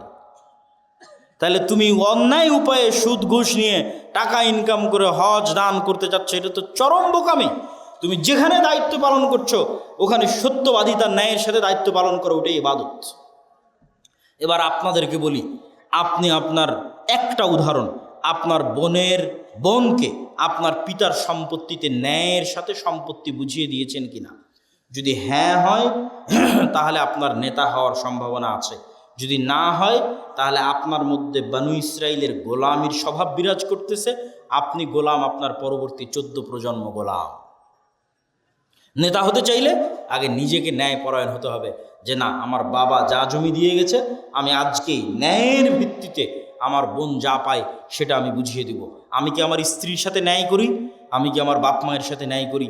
আমি কি আমার ছেলে মেয়ের সাথে ন্যায় করি? এইভাবে যখন ন্যায় প্রতিষ্ঠার চ্যালেঞ্জে আন্দোলন তৈরি হবে যে আমরা ন্যায় প্রতিষ্ঠা করব সমাজের রুট লেভেল থেকে টপ লেভেল পর্যন্ত, এমনি রাষ্ট্রে ইসলাম কায়েম হয়ে যাবে, 80% ইসলাম কায়েম হয়ে যাবে, এবং এরাই নেতা হবে। এখান থেকে নেতৃত্বের শুরু হবে। ওসমান হাদি, যাকে গুলি করে হত্যা করা হয়েছে, সে নির্বাচিত কোনো এমপিও নয়, সে বড় কোনো দলের নেতাও নয়, তার কোনো লাখ লাখ কর্মী বাহিনীও নাই, তাহলে তাকে গুলি করে হত্যা করা হলো কেন? এইটার ক্ষমতা, এটা দেখে আপনি বুঝবেন যে সত্যবাদিতার, ন্যায়পরায়ণতার ক্ষমতা কি। সত্যবাদিতা এবং ন্যায়পরায়ণতা থাকলে মানুষ যে আসল নেতা হয়, মানুষ যে প্রকৃত নেতা হয়, তার প্রমাণ হচ্ছে ওসমান হাদি। এই রকম যুবক লাগবে। আজকের বক্তব্যে যতগুলো পয়েন্ট তুলে ধরেছি, একটা একটা করে পয়েন্ট আপনারা মিলান। 1 নাম্বার, যার ঈমান বিল গায়বে ইয়াকিন আছে। 2 নাম্বার, যার শতভাগ তাওহীদ আছে। 3 নাম্বার, যে টাকা পয়সায় গরিব ফকির নয়, ব্যবসায়ী। 4 নাম্বার, যে জ্ঞানে ভালো জ্ঞান, উচ্চ ডিগ্রি জ্ঞান অর্জন করে এসেছে। 5 নাম্বার, যে সত্যবাদী, ন্যায়পরায়ণ, জ্ঞানকে বিক্রি করে না, টাকাকে অন্যায় উপায়ে লাগায় না। এই রকম যদি 500 যুবকও তৈরি হয়, তাহলে এই 500 যুবকই বিপ্লব তৈরি করে ফেলতে পারবে, শুধু বাংলাদেশে নয়, সারা পৃথিবীতে। ইনশাআল্লাহ বলেন ইনশাআল্লাহ। তবে হ্যাঁ, এই রকম যুবকদের উপর বিপদ নেমে আসবে, যেমন আসহাবে কাহাফের উপর বিপদ নেমে এসেছিল। বাঁচার রাস্তা, তার জন্য 2টে সিক্রেট থিওরি বলে আজকের বক্তব্য শেষ করব। 2টে আল্লাহর সাহায্য পাওয়ার মাধ্যম। আল্লাহর সাহায্য ছাড়া বিজয় হয়নি, হবে না, হয়নি, হবে না। আল্লাহর সাহায্য লাগবে। আল্লাহর সাহায্য পাওয়ার 1 নম্বর উপায় সালাত, 2 নম্বর উপায় জিকির। সালাত কি? আজকে এখানে বসে বক্তব্য দিচ্ছি, আমেরিকায় বসে মানুষ লাইভ দেখতেছে, ইংল্যান্ডে বসে লাইভ দেখতেছে, ঢাকায় বসে লাইভ দেখতেছে। তো এই যে ইন্টারনেটের মাধ্যমে, মোবাইলের মাধ্যমে 1000 কিলোমিটার দূর থেকে আমার সাথে তারা লাইভ কানেক্টেড হয়েছে। অনলাইন কোর্সে জুম অ্যাপের মধ্যে, গুগল মিটের মধ্যে পাসওয়ার্ড দিয়ে যখন 1000 কিলোমিটার দূরে থাকা ছাত্র 1000 কিলোমিটার দূরে থাকা শিক্ষকের সাথে কানেক্টেড হয় লাইভে এবং ক্লাস নেয়, মুখোমুখি হয়, সালাত এমন এক প্রযুক্তি যা 7 আসমানে থাকা, আরশে থাকা, রব্বুল আলামিনের সাথে জমিনে থাকা আল্লাহর সৃষ্টি মানুষের মধ্যে লাইভ কানেক্টেড করে দেয় সালাত। আল্লাহু আকবার। আমি আল্লাহর নবীর হাদিস আপনাদের সহজবোধ্য করে অনুবাদ করলাম। হাদিস আল্লাহর নবীর, যে বান্দা যখন সালাতে দাঁড়ায় তখন আল্লাহ সুবহানাহু ওয়া তাআলা বান্দার মুখোমুখি হয়ে যায়। বান্দার চোখ যখন সিজদার দিকে থাকে, কলব যখন কানেক্টেড থাকে, তখন বান্দার সাথে আল্লাহ সুবহানাহু ওয়া তাআলা মুখোমুখি। এই সালাত আমার এবং আপনার বাঁচার রাস্তা। সালাত ছাড়া বাঁচার রাস্তা নেই। সালাত নাই, আল্লাহর গন্তির মধ্যে নাই, আল্লাহর কাউন্টের মধ্যে নাই, আল্লাহর খাতার মধ্যে নাই, আল্লাহর গণনার মধ্যে নাই। কে আপনি? আল্লাহ সুবহানাহু ওয়া তাআলা আপনাকে চেনে না। আপনি কিসের তাকবীর দেন, কিসের মিছিল মিটিং করেন, কিসের ভোট দেন, আল্লাহ সুবহানাহু ওয়া তাআলার গণনার মধ্যে আপনি নাই। তখনই গন্তির মধ্যে ঢুকবেন যখন আপনি 5 ওয়াক্ত সালাতে উপস্থিত হবেন। 5 ওয়াক্ত সালাত ছাড়া মুসলমানের বাঁচার কোনো রাস্তা নাই। সকল বিপদে আপদে মুসলমানের আসমানি মদদের দরকার, আসমানি সহযোগিতার দরকার। এই জন্য সূর্যগ্রহণে সালাত, চন্দ্রগ্রহণে সালাত, বৃষ্টি নাই সালাত, যে কোনো বিপদ আপদে সালাত। কেন? এটা একটা টেকনোলজি, এটা একটা প্রযুক্তি যা দিয়ে জমিনে থেকে 7 আসমানে থাকা রব্বুল আলামিনের সাথে লাইভ কানেক্টেড হওয়া যায়। সম্মানিত বুঝি, 2 নাম্বার জিকির। জিকির কেন পাওয়ারফুল এটা বলে আজকের বক্তব্য শেষ করে দেবো, উঠিয়েন না, খুব গুরুত্বপূর্ণ। সব শেষ পয়েন্ট কিন্তু সবচেয়ে গুরুত্বপূর্ণ। জিকির কেন পাওয়ারফুল? সাউন্ড এবং শব্দ পাওয়ারফুল, এইটা আমরা বুঝি না। আজকের আধুনিক সভ্যতা টিকে আছে ইন্টারনেটের উপর। এই ইন্টারনেট টিকে আছে কিসের উপর? আলোর মধ্যে দিয়ে ডাটা ট্রান্সফার হয়, এটার উপর আমি কথা বলতেছি। এটা আলোর মধ্যে দিয়ে মোবাইল হয়ে, নেটওয়ার্ক হয়ে, টাওয়ার হয়ে চলে যাচ্ছে আমেরিকাতে। আলোর মধ্যে দিয়ে আমার ভিডিও চলে যাচ্ছে, আলোর মধ্যে ডাটা ট্রান্সফার হয়। এটার উপর আজকের সভ্যতা দাঁড়িয়ে আছে। আর পৃথিবীর সবচেয়ে উন্নত প্রযুক্তির সভ্যতা হচ্ছে শব্দভিত্তিক, আওয়াজ ভিত্তিক, যেটার জ্ঞান আজকের বিজ্ঞানীদের নাই। কিছু জ্ঞান সুলাইমান আলাইহিস সালামের ছিল। সেটা কি? আজকে এখানে যদি কোনো চাইনিজ বসে থাকে, ও শুধু আমার আওয়াজই শুনতে পাবে। আওয়াজ কি বলছে, আওয়াজ, শব্দ।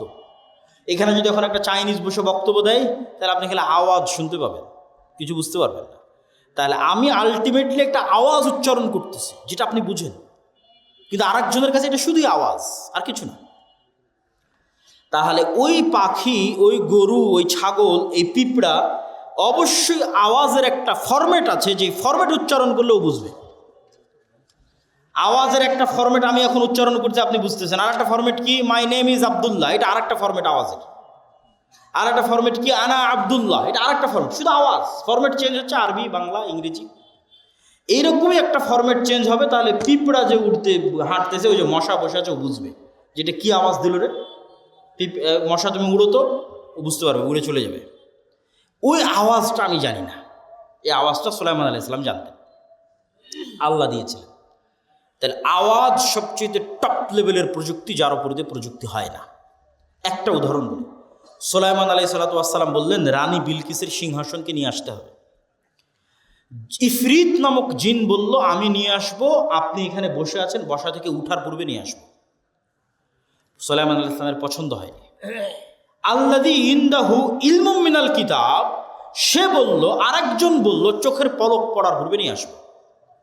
তো ওর বর্ণনা দিতে গিয়ে আল্লাহ কোরআনে বলছে, যার কাছে কিতাবের জ্ঞান আছে সে বলল, সে মানুষ কি জিন আল্লাহ ভালো জানে। আল্লাহ বলছেন, যার কাছে কিতাবের জ্ঞান আছে সে বলল, চোখের পলক পড়ার পূর্বে সিংহাসন আপনার সামনে উপস্থিত হবে। তাহলে ইফরিত নামক জিন গায়ের জোরে সিংহাসন নিয়ে আসতে চেয়েছে। আর যে বলল, যার কাছে কিতাবের জ্ঞান আছে, এখন জ্ঞানের জোরে সিংহাসন নিয়ে আসবে। এ আবার কি জ্ঞান? কোরআনের ধারা বিবরণী তাই বলছে, জ্ঞানের জোরে। অনেক মুফাসসির লিখেছেন যে তার কাছে লাউহে মাহফুজের বিশেষ জিকির, সাউন্ড, আল্লাহর বিশেষ জিকিরের জ্ঞান তার ছিল, যে জিকির উচ্চারণের মাধ্যমে চোখের পলকে রানী বিলকিসের সিংহাসন সুলাইমান আলাইহিস সালামের দরবারে উপস্থিত হয়ে গেছে। জিকির যে পাওয়ারফুল, শব্দ যে পাওয়ারফুল, তার আরো 3টে উদাহরণ দেন। আল্লাহ আসমান জমিন সবকিছু ধ্বংস করে কিয়ামত কায়েম করবে ইসরাফিলের বাঁশির আওয়াজে, শব্দ দিয়ে। শব্দে সব চূর্ণ বিচূর্ণ হয়ে যাবে। সব মানুষ মরে গেছে, ফেরেশতা মরে গেছে, সব শেষ। এবার নতুন করে সবাইকে জীবিত করা হবে। তখন ওই ইসরাফিলকে তৈরি করে ইসরাফিলের বাঁশির আওয়াজ দিয়ে সবকে কবর থেকে উঠানো হবে, আওয়াজ, সাউন্ড। 3 নম্বর দলিল, যেটিতে বক্তব্য শেষ করে দেবো, আল্লাহ সুবহানাহু ওয়া তাআলা বলছেন ইউসাব্বিহু লিল্লাহি মা ফিস সামাওয়াতি ওয়া মা ফিল আরজ। আসমান এবং জমিন এবং তার মধ্যে যা কিছু আছে, এই পোস্টার এটাও আওয়াজ করে তাসবিহ পাঠ করতেছে, এই টিস্যু এটাও আওয়াজ করে তাসবিহ পাঠ করতেছে, গায়ের জামা, উপরের প্যান্ডেল, নিচের মাটি, লাইট, ক্যামেরা যা আছে সব আওয়াজ করে তাসবিহ পাঠ করতেছে। সে আওয়াজ আমি শুনতেছি না। যেমন পিঁপড়ার চলার আওয়াজ আমি শুনতে পাই না, কিন্তু পিঁপড়ার চলার আওয়াজ 10 কিলোমিটার দূরে থাকা হাতিও শুনতে পাবে, আমি শুনতে পাই না। তাহলে এই সবগুলো থেকে তাসবিহ বের হচ্ছে। শুধু কি এটাই না, রাসূল সাল্লাল্লাহু আলাইহি সাল্লাম বলছেন এরা শুধু তাসবিহ বলতেছে না, এরা তাসবিহ বুঝে। কিভাবে? মুয়াজ্জিন যখন আজান দেয় তখন মুয়াজ্জিনের আজান যতদূর পর্যন্ত যায় ততদূর মতো জীব জন্তু, জড়বস্তু, জড় পদার্থ, কীট পতঙ্গ, পঙ্গপাল যা আছে সব মুয়াজ্জিনের আজান বুঝে ওই আজানের পক্ষে কিয়ামতের মাঠে সাক্ষী দিবে। আল্লাহু আকবার। তাহলে পুরো পৃথিবীটাই টিকে আছে তাসবিহের উপর, পুরো পৃথিবীটাই টিকে আছে জিকিরের উপর। আপনি চোখ বন্ধ করলে যখন এটা দেখতে পাবেন, যখন এটা বুঝতে পারবেন, তখন বুঝবেন জিকির কত পাওয়ারফুল। তাহলে বলেন সালাতের চেয়েও পাওয়ারফুল? জি না, কথা ওটা নয়, সালাতও জিকির। আল্লাহ কোরআনে বলছেন আকিমিস সালাত লিযিকরি, সালাত পড়ো জিকিরের জন্য। আসলে 24 ঘন্টা আল্লাহর জিকির করা উচিত, কিন্তু 24 ঘন্টা তো তোমরা পারো না, শয়তান তোমাদের পিছে লেগে থাকে। তো অন্তত 5 বার তো আল্লাহকে স্মরণ করো 24 ঘন্টার মধ্যে, এটা ফরজ। এটা যদি না করো তাহলে তোমার সাথে আল্লাহর কোনো সম্পর্ক নেই। মাস সালাম। যে কাল দিনে রাতে 24 ঘন্টায় 5 বার আল্লাহকে স্মরণ করতে পারে না, ওর সাথে আল্লাহর কোনো সম্পর্ক নেই। আল্লাহকে স্মরণ করার জন্য সালাত নির্ধারিত ফরম্যাটে দেওয়া আছে, আরও বেশি মজবুত, আরও বেশি পাওয়ারফুল করার জন্য। পুরো সালাতের প্রত্যেক ফরম্যাটে জিকির আছে। যখন আমরা কোরআন পড়ি তখন জিকির। কোরআন কি জিকির? যদি বুঝেন যে আল্লাহর আওয়াজ, আল্লাহর সাউন্ড, যদি বুঝেন আওয়াজ এবং সাউন্ড পাওয়ারফুল, তাহলে একটু কল্পনা করেন কোরআন এটা কার আওয়াজ, এটা কার সাউন্ড? আল্লাহর। জিবরাইল আলাইহিস সালাতু ওয়াস সালাম আল্লাহ সুবহানাহু ওয়া তাআলার নিকট থেকে, লাউহে মাহফুজ থেকে জিবরাইল আলাইহিস সালাতু ওয়াস সালামের নিকট থেকে মুহাম্মদ সাল্লাল্লাহু আলাইহি ওয়াসাল্লাম। এই জন্য তাজবিদের গুরুত্ব আছে। আপনার কোরআন পড়াটা যেন এমন হয় যেমন ভাই মুহাম্মদ সাল্লাল্লাহু আলাইহি ওয়াসাল্লাম পড়তেন। তাহলে মুহাম্মদ সাল্লাল্লাহু আলাইহি ওয়াসাল্লামের পড়াটা জিবরাইলের মতো, জিবরাইলের পড়াটা আল্লাহ সুবহানাহু ওয়া তাআলার মতো, এটা আল্লাহর আওয়াজ। আল্লাহু আকবার, আল্লাহু আকবার। মুসা আলাইহিস সালাতু ওয়াস সালামের লাঠির চেয়ে পাওয়ারফুল জিনিস মুসলমানদের কাছে আছে, সেটা হচ্ছে আল্লাহর আওয়াজ, আল্লাহর শব্দ। এই জন্য এটা সর্বশ্রেষ্ঠ জিকির। আফজালুজ জিকিরি তিলাওয়াতুল কোরআন। সম্মানিত উপস্থিতি, তাহলে কি দিয়ে আপনি বাঁচবেন? নেতা হতে চান, ইসলামী বিপ্লব করতে চান, 2টা জিনিস লাগবে, সকাল সন্ধ্যের জিকির, 5 ওয়াক্ত সালাত, পারলে রাতেরও সালাত। আল্লাহ সুবহানাহু ওয়া তাআলা আমাদেরকে আজকের বক্তব্যের উপর আমল করার তৌফিক দান করুক, আল্লাহুম্মা আমিন। আজকের বক্তব্য পুরোটাই লিখিত আকারে আল্লাহর পথে যাত্রা বইয়ের মধ্যে আছে, যেটা আজকে আমাদের সাথে একটা গাড়িও আসতে পারিনি, গাড়ি অ্যাক্সিডেন্ট করার কারণে। এই জন্য আজকে বই পুস্তক আছে কিনা আমি জানি না, তবে না থাকলে আপনারা সংগ্রহ করার চেষ্টা করবেন। এই আল্লাহর পথে যাত্রা বইটা প্রত্যেক মসজিদ, মাদ্রাসা, স্কুল, কলেজ, লাইব্রেরিতে দৈনিক অন্তত 1 পৃষ্ঠা করে হলেও পড়া উচিত। মহিমাগঞ্জ কামেল মাদ্রাসাতেও অন্তত 1-1.5 পৃষ্ঠা করে পড়া উচিত, বাস্তবায়ন করা উচিত। পাঠচক্র সকল মসজিদ মাদ্রাসা, আল্লাহর পথে যাত্রা আর মাসিক আল ইতিসাম। এই বলে আমি আমার আজকের বক্তব্য শেষ করছি। প্রশ্ন উত্তর, আপনারা ধীর স্থিরভাবে থাকেন, তাড়াহুড়া করার কিছু নাই। শাইখ সালাম নেবেন। আমার প্রশ্ন হলো, সালাতে যদি কোনো ব্যক্তি সূরা কিরাত মুখ এবং ঠোঁট নাড়িয়ে না পড়ে, সম্পূর্ণরূপে যদি ঠোঁট বন্ধ থাকে, তাহলে এটা পড়া হলো না, এটাকে পড়ার মধ্যে ধরা হয় না। ঠোঁট নড়তে হবে, জিহ্বা নড়তে হবে, আওয়াজ হোক অথবা না হোক। শাইখ সালাম নেবেন। আমার প্রশ্ন হলো, এই শীতকালে আমাদের এলাকায় প্রায় সকল মসজিদে ফজর সালাতের আজান ওয়াক্ত শুরু হওয়ার অন্তত 20-30 মিনিট পূর্বে দেওয়া হয়। এইটা যদি দেওয়া হয় তাহলে অবশ্যই সংশোধন করার চেষ্টা করতে হবে। এখন তো আধুনিক যুগ, মোবাইল অ্যাপস সব জায়গায় নির্ধারিত সময় দেওয়া আছে কখন সুবে সাদেক হচ্ছে। কোনো ব্যক্তি ব্যাংকে টাকা রেখে কিছু সুদসহ মূলধন ফেরত পেয়েছে, উক্ত সুদের টাকা গ্রাহক নিতে ইচ্ছুক, তবে কি তিনি উক্ত টাকা কোনো অনিচ্ছুক নিকট আত্মীয় এতিমকে দান করে দিতে পারবেন? মানুষকে দিয়েন না, জনকল্যাণমূলক কাজে নেকির আশা ছাড়া ব্যয় করে দেন। সেটা যেমন ব্রিজ, কালভার্ট, টয়লেট, বাড়িঘর, এগুলো খাওয়ার মধ্যে দিয়েন না। শায়েখ, আমি বিভিন্ন সমস্যার সম্মুখীন, এমন অবস্থা বেশি বেশি দান করতে পারছি না। এমত অবস্থা একটা আমল শিখিয়ে দিন যা বিপদ থেকে রক্ষা করবে। সকল আমলকে কভার দিতে পারে জিকির। সকল আমলের কভার দিতে পারবে জিকির। যারা দান করতে পারতেছে না, তার দানের নেকিও পাবে জিকির দিয়ে। হজ উমরায় যেতে পারতেছে না টাকার কারণে, তারা হজ উমরাও নেকি পাবে জিকির দিয়ে। সিজদায় সব ধরনের দোয়া পাঠ করা যাবে কি ফরজ সালাতে? প্রথমত সালাতে আরবি ছাড়া অন্য কোনো দোয়া পড়া উচিত নয়, এটা 1 নম্বর। 2 নম্বর, ফরজ সালাতে তো একদমই সম্ভব নয়। 3 নম্বর, এমন কোনো সমস্যা নাই যেই সমস্যার বিপরীতে মুহাম্মদ সাল্লাল্লাহু আলাইহি ওয়াসাল্লাম এবং আল্লাহর পক্ষ থেকে আরবিতে দোয়া নাই, এরকম এমন কোনো সমস্যা নেই। তাহলে ওই বাক্যটা আপনি উচ্চারণ করলেন যেই বাক্যটা ওহির মাধ্যমে এসেছে। আপনি নিজে বানিয়ে যেটা বলবেন এটা কত পাওয়ারফুল হবে বলেন। আর যেটা ওহির মাধ্যমে এসেছে, আল্লাহ কবুল করেছে, লা ইলাহা ইল্লা আনতা সুবহানাকা ইন্নী কুনতু মিনাজ জালিমিন, এটাকে আল্লাহ একবার কবুল করেছে। রব্বানা যালামনা আনফুসানা ওয়া ইল্লাম তাগফির লানা ওয়া তারহামনা লানাকুনান্না মিনাল খাসিরিন, এটাকে আল্লাহ একবার কবুল করেছে। এই জন্য নবী রাসূলেরা যে বিপদে পড়ে যে দোয়া করেছে, ওটা কষ্ট হলেও ওই ভাষায় আরবিতেই পড়া উচিত। সারা জীবন দিনের উপর টিকে থাকার উপায় কি? সালাতের সাথে, মসজিদের সাথে, কোরআনের সাথে, এই 3টার সাথে সম্পর্ক যদি ছিন্ন না হয়, আশা করি মরা পর্যন্ত ইমানের উপর থাকা যাবে। আর এই 3টার কোনো একটার সাথে সম্পর্ক ছিন্ন হয়ে গেলে ইমানের সাথে থাকা কঠিন হয়ে যাবে। সালাত, মসজিদ, কোরআন। ইসলামে তো জাতীয়তাবাদ হারাম, তাহলে প্রশ্ন করেছে আর কি, জাতীয়তাবাদ কি? প্রথম কথা হচ্ছে, জাতীয়তাবাদ বলেন, গণতন্ত্র বলেন, সমাজতন্ত্র বলেন, এগুলো সবই হচ্ছে এক একটা মূর্তি, নতুন যুগের, আধুনিক যুগের মূর্তি, যেটা এই যুগের আজরেরা তৈরি করেছে। এই যুগের, নতুন যুগের আজরদের তৈরি করা এই মূর্তি যতক্ষণ না ভাঙ্গা হচ্ছে ততক্ষণ পর্যন্ত মুসলমানদের বিজয় সম্ভব নয়। কিন্তু কিভাবে ভাঙবে তার ব্যবস্থা আল্লাহ সুবহানাহু ওয়া তাআলা করে রেখেছেন। সময়ের সাথে ভাঙবে, আমাদেরকে আমাদের ঈমান ধরে রাখতে হবে। ওমর রাদিয়াল্লাহু তাআলা আনহুকে দেখে শয়তান পালাতেন, সে তো মানুষ ছিল, তো তার ভিতর কি বিশেষত্ব ছিল যে তাকে দেখে শয়তান পালাতো? দেখেন, শয়তানের অস্তিত্ব আছে, জিনের অস্তিত্ব আছে, তারা আমাদের দেখতে পায়। আপনাকে উদাহরণ দেয়, একটা বন্দি ঘরের মধ্যে যদি একটা পাখি বা একটা মুরগি ছেড়ে দেন, ওই পাখিটা জানালা খুঁজে পাবে না, ফুকার খুঁজে পাবে না যে কোন দিক দিয়ে বের হবে, শুধু বাড়ি খাবে। কিন্তু আপনি ঠিকই দেখতে পাচ্ছেন, আর এই দিক দিয়ে ফাঁকা আছে, যায় না কেন? তাহলে ওই পাখির দেখা আর আপনার দেখা সমান নয়। কুকুর আপনাকে আপনার মতো করে দেখে না, কুকুর আপনার গন্ধর সঙ্গে আপনাকে চেনে, এভাবে দেখে না আপনি যেভাবে আমাকে দেখছেন, যে কত ফিট লম্বা, কতটুকু দাঁড়িয়ে আছে, সাদা না কালো, এইভাবে দেখে না। আমার গায়ে কালো জামা আছে না সাদা, এইভাবে চিনে না কুকুর আমাদেরকে, কুকুর গন্ধে চিনে। তাহলে এক একজনের এক একটা সীমাবদ্ধতা আছে। আমরা জিন আর ফেরেশতাকে দেখতে পাচ্ছি না, কিন্তু ওরা ঠিকই আমাদের দেখতে পাচ্ছে, এখানেই আছে কিন্তু আমাদের দেখতে পাচ্ছে। তাহলে জিন এবং ফেরেশতারা আছে। আর জিন এবং ফেরেশতার সাথে মানুষের সম্পর্ক তৈরি হওয়া, মানুষের সাথে সম্পর্ক নষ্ট হওয়া, এগুলো বাস্তব।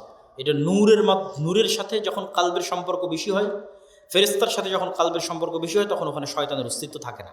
সালাম দিয়ে ঢুকলেন, শয়তান থাকবে না। বিসমিল্লাহ বলে খাবেন, শয়তান থাকবে না। পবিত্র থাকবেন, শয়তান থাকবে না। কোরআন তেলাওয়াত করবেন, শয়তান থাকবে না। তাহলে এগুলোতে আপনি কাকে অ্যাক্সেস দিচ্ছেন? ফেরেশতাকে, নূরকে। এগুলো নাই, উল্টাটা ঘটতেছে। সালাম দিয়ে ঢোকে না, কোরআন পড়ে না, নামাজ পড়ে না, পবিত্র থাকে না, সালাত আদায় করে না, তার উপর আবার বাড়িতে ছবি আছে, মূর্তি আছে, বাড়িতে কুকুর আছে। তাহলে ওখানে কি আছে? শয়তান আছে।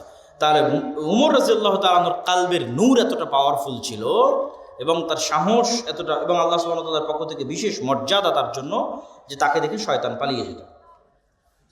আমি একজন জানাচ্ছি, আমার প্রশ্ন হলো, প্রতিবেশী বলতে যে বাড়ির পাশে বাস করে সে, না যে তার পছন্দের মসজিদের সাথে সম্পৃক্ত, সেখানকার মুসল্লিরা সবাই প্রতিবেশী।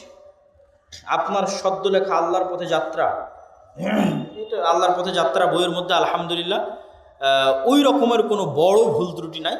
কিছু হয়তো হাদিসের নাম্বার বা ইত্যাদি সংলগ্ন কিছু থাকতে পারে, তো সেগুলো আমাদের কিছু সংশোধনী চলতেছে, বাট মৌলিক আলোচনায় কোনো ভুল ত্রুটি নাই। কি জন্য? এই বইটা সরাসরি সালাফে সালেহিনদের বইয়ের সারমর্ম। মানুষ হয়তো পড়ে মনে করবে যে আমি আমার ব্রেন থেকে বইটা বের করলাম কিনা, না, এরকম কিছু না। এই বইয়ের মধ্যে কোন কোন বইয়ের সারমর্ম আছে বলে দিই। বিশেষ করে আল্লামা ইবনুল কাইয়িম রাহিমাহুল্লাহর বলা যায় 4-5টা বইয়ের সারমর্ম আছে। আদ-দা ওয়াদ দাওয়া, আল ওয়াবিলুস সাইয়্যিব, ঠিক আছে। জিকিরের উপর ইবনুল কাইয়িম রাহিমাহুল্লাহর যে বই, অন্তরের সুস্থতা অসুস্থতার উপর তার যে বই, তাকদীরের উপর তার যে বই শিফাউল আলিল, এই বইগুলোর সারমর্ম আছে। ঠিক আকীদার উপর যে বইগুলো আরবিতে লেখা হয়েছে, কিতাবুত তাওহীদের সারমর্ম আছে। আল্লাহর নামের ব্যাখ্যা ইবনুল কাইয়িম রাহিমাহুল্লাহ যা যা লিখেছেন সেগুলোর সারমর্ম আছে। তারপরে শেখ সালেহ আল উসাইমিন তিনি আল্লাহর নামের উপর যে বই লিখেছেন সেটার সারমর্ম আছে। তারপরে ইমাম গাজ্জালির ইহিয়া উলুমুদ্দিন, সেই ইহিয়া উলুমুদ্দিন বইয়ের সারমর্ম আছে। এরকম সালাফে সালিহিনের লেখা বিভিন্ন বইয়ের সারমর্ম এই বইয়ের মধ্যে আছে। এটা আমার নিজের পক্ষ থেকে লেখা না, মানে সরাসরি আমার নিজের আবিষ্কার, এরকম না। মুসলিম কি অন্য ধর্মের লোককে বিয়ে করতে পারবে যদি আহলে কিতাব হয় এবং মুশরিক না হয়? আজকের যুগের আহলে কিতাবেরা বেশিরভাগই মুশরিক। এই জন্য আজকের যুগের আহলে কিতাবদের সাথে বিবাহকে সকল আলেম ওলামার মতো জায়েজ নয়, বেশিরভাগ মুশরিক হওয়ার কারণে। তবে কোনো আহলে কিতাব যদি পাওয়া যায় সে আহলে কিতাব মুশরিক নয়, তাহলে বিবাহ করা যেতে পারে। আর মুসলমানদের সাথে তো যাবেই, বাকি মুশরিকদের সাথে কোনো মতেই যাবে না। আমি যদি কোরআন ও সহিহ হাদিস মেনে চলি, তাহলে আমি নিজেকে মুসলিম বলতে পারি না। আহলুল হাদিস না বললে কি সমস্যা আছে? যদি সমস্যা না থাকে তাহলে আপনারা আহলুল হাদিস পরিচয় দেন কেন? এটা আসলে সমস্যা না সমস্যার বিষয় নয়।